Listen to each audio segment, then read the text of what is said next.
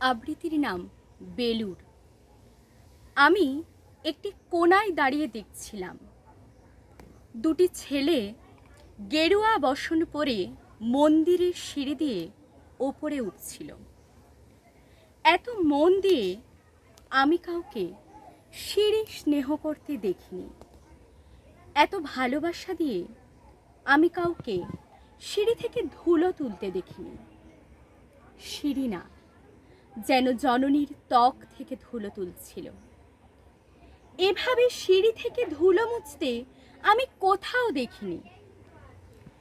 স্থিতপ্রজ্ঞ মহারাজকে জিজ্ঞাসা করলাম, ছেলে দুটি কে?